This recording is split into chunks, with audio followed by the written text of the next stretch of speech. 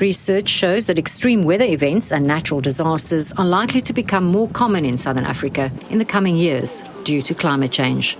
A study has found that the disastrous flood that hit Durban in April 2022 was the most catastrophic natural disaster yet recorded in the province in collective terms of lives lost, homes and infrastructure damaged or destroyed, and economic impact.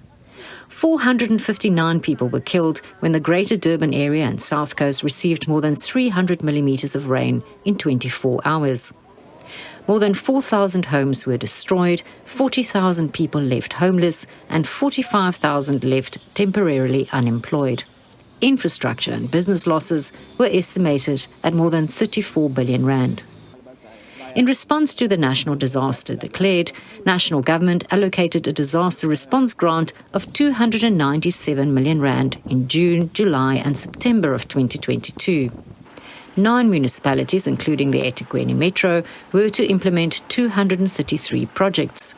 The Provincial Department of Cooperative Governance says to date, projects have been completed in 8 of the 9 municipalities, with nearly 90% of the grant spent.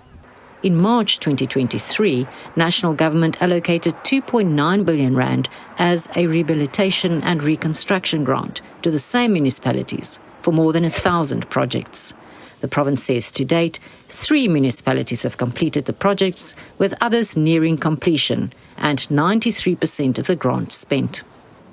Other disaster grant allocations for devastating floods between 2019 and 2024 in the province amounted to more than R500 million.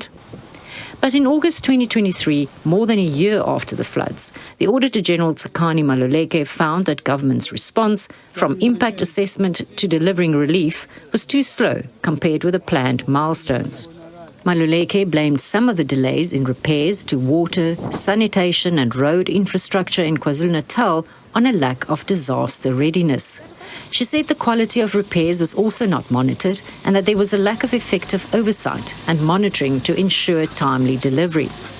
An expert in town planning from the University of KwaZulu-Natal says there's a need to prioritise and expedite the rebuilding process and implement resilience measures. We are not responding adequately and fast enough for 2 reasons. One is because we do not have the strategy to respond. But even in the event where we have the strategy, do we have the resources available immediately to tap into that? What is even more critical is that some provinces, such as KZN, they're dealing with disaster after disaster, and that's cost a lot of money. So recovering from one disaster to another, it requires a lot of money. And if we don't have money now, we cut down the budget. It means that we're going to pile the backlog of trying to recover. And that means that we may never recover and our economy will go down, our cities will go down. Meanwhile, the provincial government says even under financial constraints, it remains dedicated to advancing policies that promote climate change awareness, and it aims to implement comprehensive measures to anticipate, respond and recover from disasters. This includes investing in early warning systems, improving infrastructure resilience and introducing community-based disaster risk reduction initiatives. We can say that the Provincial Disaster Management Centre continues to fulfill its obligations of coordinating disaster response within the province by working with municipalities, social partners, and other government entities. Despite the budget cuts, the department is striving to ensure that we are striving to ensure that there is no impact on the PDMC's capabilities. For instance, the department recently upgraded the communications infrastructure. The province's treasury says the government of provincial unity provides a better opportunity to hold officials to account. Now I can use the PFMA, which is the Management Act for finance in the province.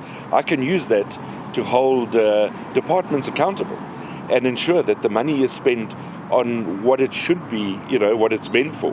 Where in the past, everybody was protecting everybody else.